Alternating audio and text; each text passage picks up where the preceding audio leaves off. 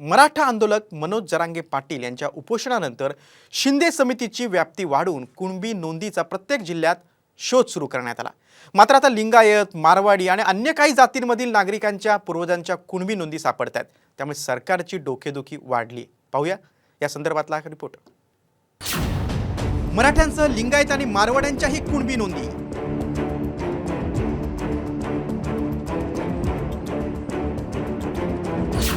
मागासले पण न तपासता कुणबी दाखले दिल्यास अडचण।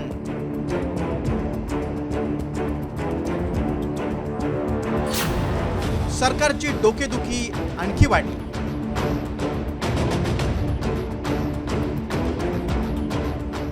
मराठा समाजातील पूर्वजांच्या जुन्या नोंदी शोधण्याची मोहीम सध्या राज्यभरात हाती घेण्यात आली।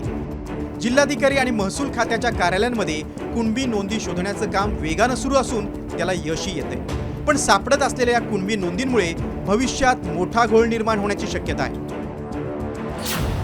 कारण मराठ्यांसह अन्य जातींमधील पूर्वजांच्याही कुणबी नोंदी सापडत आहेत। लातूरसह मराठवाड्यातील काही जिल्ह्यांमध्ये लिंगायत, साळी, माळी तसंच कोळी, मारवाडी आणि यल्लम या जातींमध्येही कुणबी नोंदी सापडत आहेत। त्यामुळे ज्यांना ओबीसी प्रवर्गातून सध्या आरक्षण नाही अशा जातींनीही भविष्यात कुणबी नोंदीच्या आधारे आरक्षणाची मागणी केली तर सरकार पुढे मोठा पेच निर्माण होण्याची शक्यता आहे।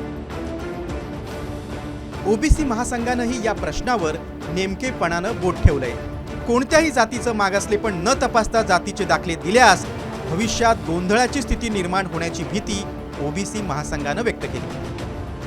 राज्य मागासवर्गीय आयोगाने त्यांचं मागासलेपण सिद्ध केल्यावर किंवा झाल्यावर ते तशी शिफारस राज्य सरकारकडे करतात आणि राज्य सरकार त्या जातीचा समावेश ओबीसीमध्ये करत असतो। ही प्रचलित पद्धत आहे। त्या पद्धतीप्रमाणेच या नवीन सापडलेल्या ज्या काही कुणबी नोंदी आहेत त्यांनासुद्धा त्या पद्धतीमधून जावं लागेल आणि ती प्रक्रिया पूर्ण झाल्यानंतर त्यांचं मागासलेपण सिद्ध झालं आणि ते ओबीसीमध्ये आलं तर कुठल्याही समाजाचा त्याला विरोध राहणार नाही। की शेती करणं हे त्या काळामध्ये फार मोठ्या प्रमाणामध्ये प्रतिष्ठेचं लक्षण होतं आणि अनेक लोक त्या काळामध्ये शेती करत होते आणि शेती करणारा तो कुणबी अशी नोंद त्या काळामध्ये होणं काही कठीण नाही। त्यामुळे मारवाडी माणूस जर शेती करत असेल, त्याने जर कुणबी लिहिलं असेल तर याचा अर्थ तो कुणबी जातीचा आहे असं होत नाही। अन्य जातींच्याही कुणबी नोंदी आढळत असल्याच्या मुद्द्यावर मनोज जरांगे पाटील यांना विचारलं असता त्यांनी भुजबळांकडे बोट दाखवले। इतर जातीच्या कुणबी नोंदी सापडत असल्यास आमची काही अडचण नाही, पण भुजबळ या सगळ्यांच्या विरोधात जाणार का असा प्रश्न जरांगेंनी उपस्थित केलाय। कोण म्हणतात घ्या त्यांनी आता तर अवघडच दिसतंय। मग आता इतक्या जाती म्हणल्यावर आता भुजबळ साहेब इतक्या जणांच्या विरोधात जाणार आहेत का? मराठ्यावर तर खूप ते असे आगपाखड करत होते। आता का भावना याबद्दल आता हे भुजबळ साहेबांनी उत्तर दिलं, मला काही प्रॉब्लेम नाही भाऊ। गायकवाड आयोगानुसार राज्याच्या एकूण लोकसंख्येच्या तुलनेत मराठा जाती समूह 30% आहे।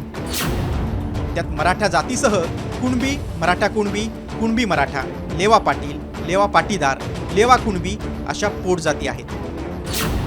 तर मराठा जाती समूहात मराठा जात ही फक्त 8 ते 10% आहे आणि मराठ्यांच्या उर्वरित जाती या अगोदरच ओबीसी प्रवर्गात समाविष्ट आहेत। त्यामुळे मराठा जात समूहांपैकी मोठ्या घटकाला ओबीसीतून अगोदरच आरक्षणाचा लाभ मिळत असल्याची बाब स्पष्ट होत असल्याचं अभ्यासकांचं म्हणणं आहे।